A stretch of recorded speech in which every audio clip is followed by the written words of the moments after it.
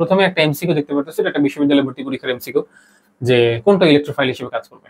তো আগে বুঝতে হবে যে কারা ইলেকট্রোফাইল এবং কারা নিউক্লিওফাইল। তো এখানে একটু বলে দিই, এটা হচ্ছে ইলেকট্রোফাইল অ্যালুমিনিয়াম ট্রাইক্লোরাইড। এটা কিভাবে হয়েছে সেটা বলবো, তার আগে এই উপরে তিনটা কেন নিউক্লিওফাইল হলো সেটা জানতে হবে। তো প্রথমে আলোচনা করবো অপশন এ নিয়ে, হ্যাঁ, RnH2। একটু মনোযোগ দিয়ে দেখো ক্লাসটা। RnH2, এবং তোমরা জানো নাইট্রোজেনের উপরে একজোড়া মুক্তজোড় ইলেকট্রন থাকে। হ্যাঁ, তো এই যে সি ডাবল বন্ড ও, এটা কার্বনিল গ্রুপ। এটা কি কার্বনিল গ্রুপ, এবং এই কার্বনিল গ্রুপের এই পাশে CH3 থাকতে পারে, H থাকতে পারে, মানে অ্যালডিহাইড কিটোন তৈরি করতে পারে। এই কার্বনিল গ্রুপের যে বন্ধন আছে, এই বন্ধনের ইলেকট্রন অক্সিজেন নিচের দিকে টান দেয়, কারণ অক্সিজেনের তড়িৎ ঋণাত্মকতা বেশি এবং কার্বনের তড়িৎ ঋণাত্মকতা অক্সিজেনের চেয়ে কম। তো এই জন্য বন্ধনের ইলেকট্রন যখন অক্সিজেন নিজের দিকে টান দেওয়ার পরে অক্সিজেন আংশিক ঋণাত্মক চার্জযুক্ত হয়ে যায় এবং কার্বন আংশিক ধনাত্মক চার্জযুক্ত হয়ে যায়। কারণ কেন হয়? কারণ কার্বনের কাছে ইলেকট্রনের ঘাটতি পড়ে যায়। যখন বন্ধনের ইলেকট্রন অক্সিজেন নিজের দিকে টান দেয়, তখন কার্বনের কাছে ইলেকট্রনের ঘাটতি পড়ে যায়, এই জন্য প্লাস চার্জ হয়। তো যারা নিউক্লিওফাইল, তাদের নিউক্লিয়াসের প্রতি একটা আকর্ষণ কাজ করে। এই যে এইটা হচ্ছে একটা নিউক্লিওফাইল। কেন নিউক্লিওফাইল? কারণ এই তার কাছে যে নাইট্রোজেনের কাছে যে একজোড়া মুক্তজোড় ইলেকট্রন আছে, এই মুক্তজোড় দিয়ে সে সবসময়, মুক্তজোড়ের কাজ হচ্ছে সবসময়, সে মানে ইলেকট্রনের কাজই হচ্ছে সবসময় একটা পজিটিভ প্রান্তের দিকে আকর্ষণ থাকবে। হ্যাঁ, ইলেকট্রন এবং প্রোটনের মধ্যে একটা আকর্ষণ তো থাকবেই, তাই না, প্লাস মাইনাসের মধ্যে। তাহলে এই যে নেগেটিভ মুক্তজোড় আছে, এই মুক্তজোড় দিয়ে ধনাত্মক প্রান্তে, কার্বনিল গ্রুপের ধনাত্মক প্রান্তে তারা অ্যাটাক করতে পারে RnH2। ঠিক আছে, এই জন্য হচ্ছে এই RnH2 একটা নিউক্লিওফাইল, কারণ সে নিউক্লিয়াসের প্রতি যাদের আকর্ষণ আছে, অর্থাৎ ধনাত্মক প্রান্তে যাদের আকর্ষণ আছে, তারা হচ্ছে নিউক্লিওফাইল। অনুরূপ ভাবে তোমাকে যদি বলি পানি, তুমি বলবো যে ভাই পানিরও তো মুক্তজোড় আছে, তাহলে সেও তো এসে এই CO গ্রুপে অ্যাটাক করবে, এখানে এসে এই কার্বনে অ্যাটাক করবে, কারণ এটা হচ্ছে আংশিক ধনাত্মক, এটা আংশিক ঋণাত্মক চার্জযুক্ত হয়ে যায় অক্সিজেন। তাহলে এটাও ভাই একটা কি নিউক্লিওফাইল, কারণ এই হচ্ছে ধনাত্মক প্রান্তে অ্যাটাক করতে পারে অক্সিজেন দিয়ে, পুরো পানির মলিকুলটাই কার্বনিল গ্রুপে ধনাত্মক প্রান্তে অ্যাটাক করতে পারে। তাহলে এটা একটা নিউক্লিওফাইল। তাহলে RnH2 একটা নিউক্লিওফাইল হিসেবে কাজ করে। CH3MgX টা কি হবে এটা একটু দেখো। কার্বন এবং ম্যাগনেসিয়ামের মধ্যে যে বন্ধন, এটা কি একটা পোলার বন্ধন। ঠিক আছে, এই পোলার বন্ধন কেন হয়েছে? কারণ কার্বনের তড়িৎ ঋণাত্মকতা বেশি এবং ম্যাগনেসিয়ামের তড়িৎ ঋণাত্মকতা কম। তো কার্বনের যেহেতু তড়িৎ ঋণাত্মকতা বেশি, এই জন্য সে এই বন্ধনের ইলেকট্রন নিজের দিকে টান দেয়।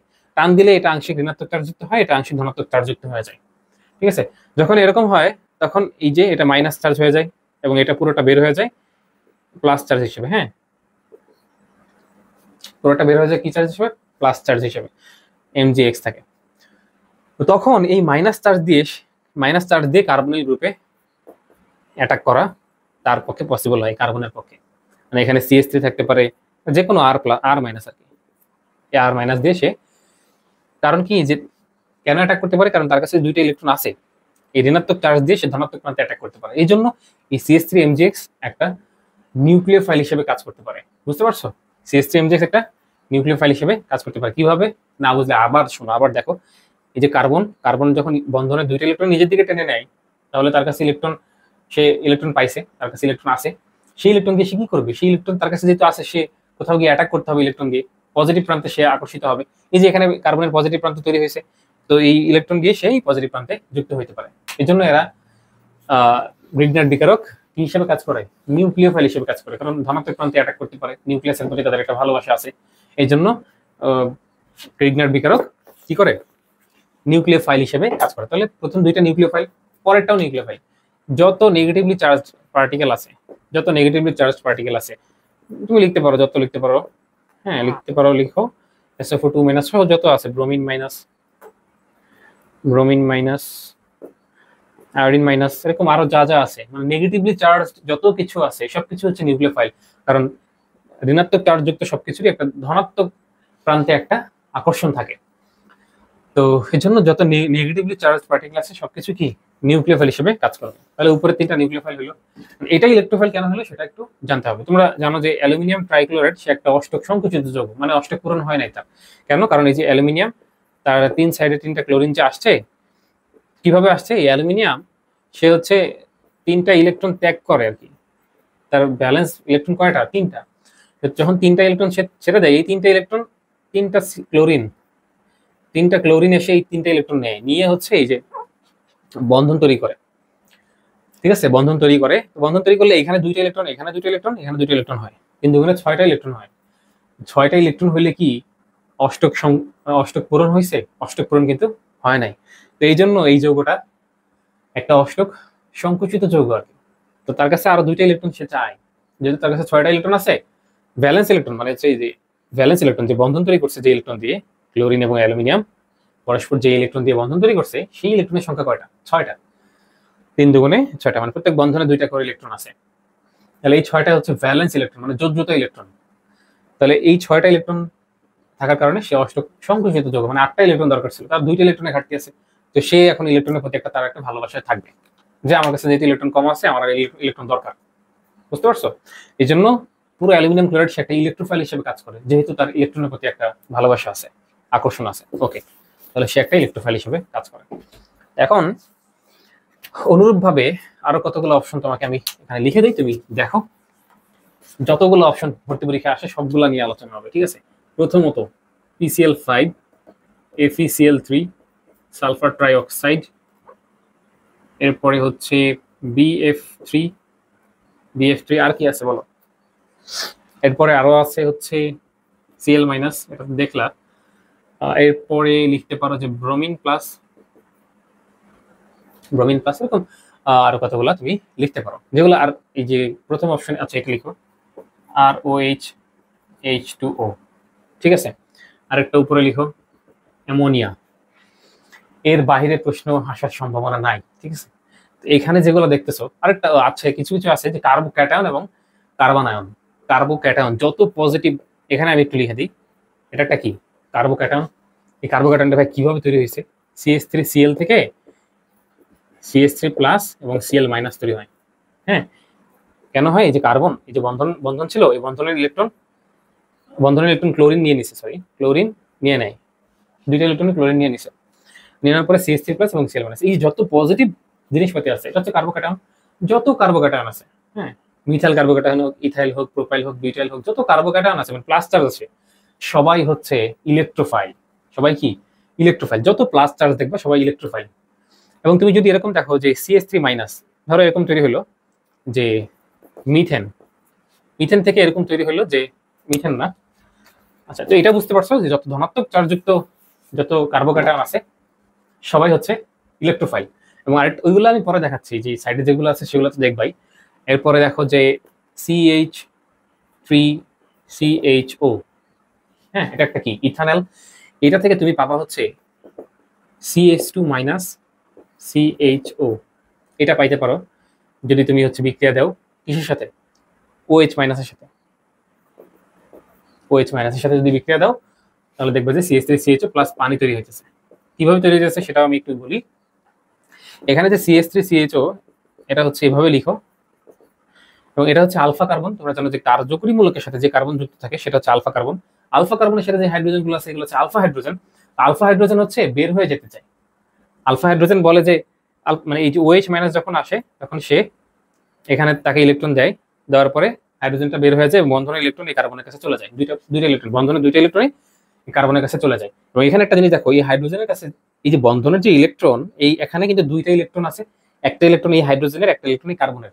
বাট এই 2টা ইলেকট্রনে যখন চলে যায় তখন হাইড্রোজেনের কাছে ইলেকট্রনের একটা ঘাটতি ছিল, মানে ঘাটতি পড়ে যায়। H+ আর এই OH- বিক্রিয়া করে পানি তৈরি করে।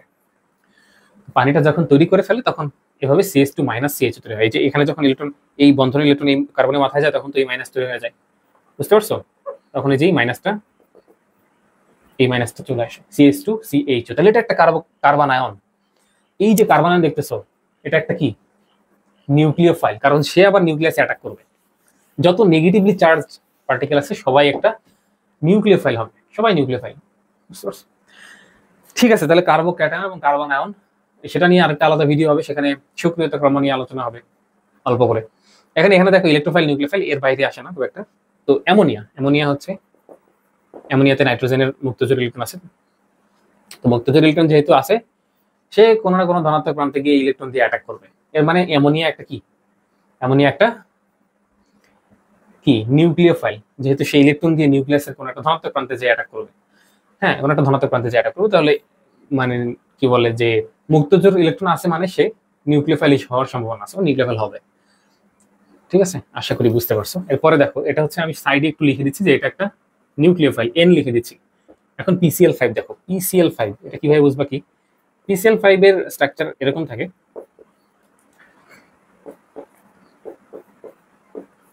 এটা হচ্ছে PCl5। তাহলে PCl5 এ তোমার হচ্ছে এখানে এই যে ক্লোরিনের ইলেকট্রোনেগেটিভিটি ফসফরাসের চেয়ে বেশি। তো কি হবে, সব যেই বন্ধনের ইলেকট্রন আছে ফসফরাসের সাথে, ক্লোরিন ইলেকট্রন টান দিবে। এখান থেকে ক্লোরিন বলবে যে আমার ইলেকট্রন লাগবে, বন্ধনের ইলেকট্রনগুলো ক্লোরিনের দিকে শিফট হয়ে যেতে চায়, যেহেতু ক্লোরিনের ইলেকট্রন নেগেটিভিটি বেশি। তো এই জন্য যেটা হবে সেটা হচ্ছে এই ফসফরাস আংশিক ধনাত্মক চার্জযুক্ত হবে এবং ক্লোরিন গুলো আংশিক ঋণাত্মক চার্জযুক্ত হয়ে যাবে, আংশিক ঋণাত্মক চার্জযুক্ত হয়ে যাবে, বুঝতে পারছো? এবং এটা আংশিক ধনাত্মক চার্জযুক্ত হবে। যখনই ফসফরাসের কাছে ইলেকট্রনের ঘাটতি চলে আসবে, যেহেতু সবাই ইলেকট্রন টান দিতেছে, ফসফরাস বলবে আমার কাছে ইলেকট্রন কমে যাচ্ছে, তখন ফসফরাস একটা ইলেকট্রনের প্রতি একটা আকর্ষণ কাজ করবে ফসফরাসের, মানে পরবর্তীতে, মানে যেহেতু ফসফরাস মূল কেন্দ্রীয় মৌল এখানে, তার ইলেকট্রন কমে গেছে মানে পুরো যৌগের ইলেকট্রন কমে যাচ্ছে মোটামুটি, ঠিক আছে? ক্লোরিন যখন ইলেকট্রন নিয়ে নেবে সে তো ভাববে যে আমি আর এখানে থাকবো না, ক্লোরিন ইলেকট্রন নিয়ে নিলে বলবে যে আমি চলে যাবো। এই জন্য ফসফরাস ভাবতেছে না আমার কাছে ইলেকট্রন কমে যাচ্ছে, তো তার একটা ইলেকট্রনের প্রতি ভালোবাসা থাকবে, এই জন্য পুরো যৌগটা একটা ইলেকট্রোফাইল হিসেবে কাজ করবে। কি হিসেবে কাজ করবে? ইলেকট্রোফাইল হিসেবে কাজ করবে, বুঝতে পারছো? এখানে আমি লিখে দিচ্ছি, ইলেকট্রোফাইল। তারপরে FeCl3 দেখো, FeCl3, তো FeCl3 আর অ্যালুমিনিয়াম ট্রাইক্লোরাইড মানে আয়রন ক্লোরাইড এবং অ্যালুমিনিয়াম ক্লোরাইড, এই দুইটা সেম অষ্টক সংকুচিত যৌগ। তো এটা আমি লিখতেছি না, এটা একটা ইলেকট্রোফাইল হিসেবে কাজ করবে, ঠিক আছে? অষ্টক সংকুচিত যৌগ। এবং SO3 হচ্ছে সালফার ট্রাইঅক্সাইড, এর স্ট্রাকচারটা এরকম। সালফার এবং অক্সিজেনের মধ্যে কার তড়িৎ ঋণাত্মকতা বেশি বলো? সালফার এবং অক্সিজেনের মধ্যে কার তড়িৎ ঋণাত্মকতা বেশি? অবশ্যই অক্সিজেনের। এর জন্য অক্সিজেন তার নিজের দিকে ইলেকট্রন টান দিবে, টান দিলে যেটা তৈরি হবে সেটা হচ্ছে এরকম, O মাইনাস, অক্সিজেন অক্সিজেন। তারপরে এখানে যখন এই বন্ধনটা, এই নেগেটিভ চার্জ আবার বন্ধন তৈরি করবে, করলে এই অক্সিজেন কি করবে, ইলেকট্রন টেনে নিবে, টেনে নিলে এখানে ডাবল বন্ড, এখানে মাইনাস, ডাবল বন্ড, আবার এটা এখানে আসবে। এইভাবে প্রত্যেকটা অক্সিজেন কি করে, নিজের দিকে ইলেকট্রন টেনে নেওয়ার প্রবণতা দেখায়। তখন এই যেই সালফার আছে, সালফার আংশিক ধনাত্মক চার্জযুক্ত হয়, অর্থাৎ তার কাছে ইলেকট্রনের ঘাটতি পড়ে যায়। তখন এই পুরো সালফার ট্রাইঅক্সাইড যৌগটা ইলেকট্রনের প্রতি একটা ভালোবাসা কাজ করে তার, ঠিক আছে? যদি কেন্দ্রীয় মৌলেরই ইলেকট্রন ঘাটতি তৈরি হয়ে যায়, অর্থাৎ পুরো যৌগটারই ইলেকট্রনের একটা ঘাটতি দেখা দিবে এবং যৌগটা ইলেকট্রনের প্রতি একটা ভালোবাসা থাকবে, এই জন্য এরা ইলেকট্রোফাইল হিসেবে কাজ করবে। তাহলে সালফার ট্রাইঅক্সাইড একটা ইলেকট্রোফাইল। BF3 মানে বোরন ট্রাইফ্লোরাইড হচ্ছে একটা অষ্টক সংকুচিত যৌগ, ঠিক আছে? অষ্টক সংকুচিত যৌগ, কারণ হচ্ছে দেখো বোরন 3টা ফ্লোরিনের সাথে যখন বন্ধন তৈরি করে, এই বন্ধনে তিনটা হলে 6টা ইলেকট্রন, ব্যালেন্স ইলেকট্রন 6টা ইলেকট্রন হওয়ার কারণে এখানে হচ্ছে কি ফিল আপ হয় নাই, অষ্টক ফিল আপ হয় নাই, এজন্য এটা একটা ইলেকট্রোফাইল।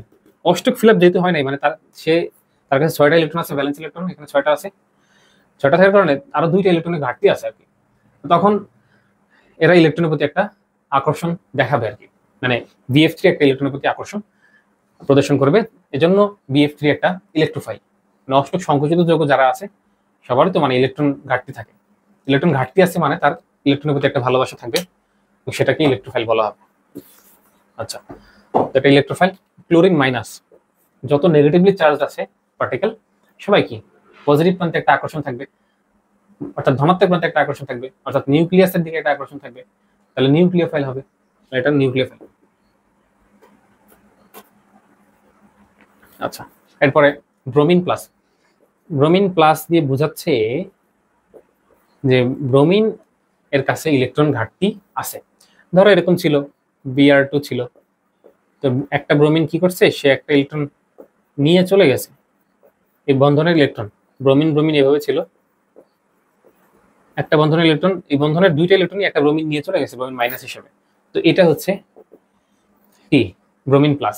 যত এই ব্রোমিন প্লাস সবসময় ইলেকট্রনের দিকে একটা আকর্ষণ থাকবে, যেহেতু তার কাছে ইলেকট্রনের ঘাটতি আছে, প্লাস চার্জ দিয়ে বোঝাচ্ছে ইলেকট্রনের ঘাটতি আছে, তাহলে সে একটা ইলেকট্রোফাইল হবে, কারণ সে ইলেকট্রনের প্রতি একটা আকর্ষণ কাজ করবে। তো আমরা পড়ছি যে যার ইলেকট্রনের প্রতি ভালোবাসা আছে সে হচ্ছে ইলেকট্রোফাইল, যার নিউক্লিয়াসের প্রতি ভালোবাসা আছে সে হচ্ছে নিউক্লিওফাইল। তাহলে এটা হচ্ছে একটা ইলেকট্রোফাইল। আচ্ছা, এটা হচ্ছে একটা ইলেকট্রোফাইল, ঠিক আছে? আশা করি বুঝতে পারছো। এরপরে ROH, অক্সিজেনের মুক্ত জোড় আছে আর কিছু বলা লাগবে না, তোমরা বুঝতে পারতেছো যে এটা একটা নিউক্লিওফাইল হবে, কারণ এই মুক্তজোর দিয়ে সে হচ্ছে কার্বনিল গ্রুপের যে ধনাত্মক প্রান্তের যে আছে কার্বন আছে সেখানে অ্যাটাক করতে পারে। এইটা একটা কি নিউক্লিওফাইল, কারণ এই যে ধনাত্মক প্রান্তে অ্যাটাক করে, বুঝছো?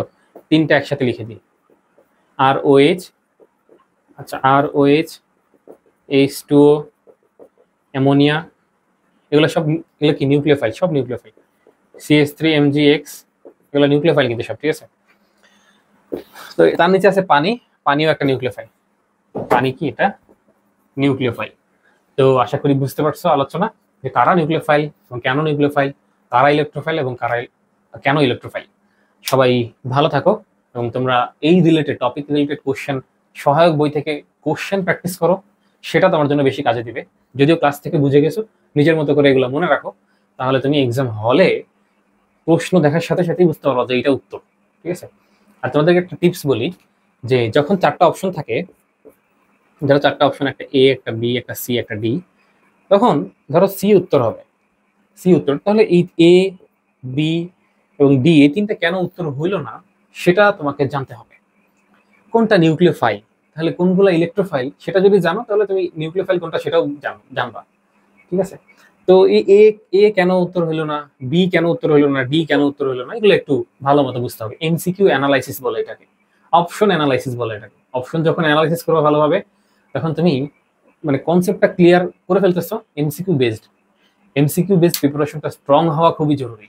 এটা ম্যাটার করে না যে তুমি কত বেশি কনসেপ্ট পারো, কত বেশি বুঝো, এটা হচ্ছে বেশি ম্যাটার করবে যে তুমি অপশন গুলার থেকে কারেক্ট অপশনটা বাছাই করতে পারতেছো কিনা। দেখবা ভর্তি পরীক্ষায় অপশনের মধ্যে, দুইটা অপশনের মধ্যে কনফিউশন কাজ করে, এরকম অনেক প্রশ্ন ফেস করো না, যে এইটা না হয় এটা, কোনটা উত্তর হবে। তো সবগুলো অপশনের কাজ যদি তোমার ক্লিয়ার থাকে যে কোনটা কি, তাহলে তুমি সহজে অ্যান্সার করে ফেলতে পারবে। এই জন্য বেশি বেশি বেশি প্রশ্ন প্র্যাকটিস করো। সবাই ভালো থাকবে, আল্লাহ হাফেজ।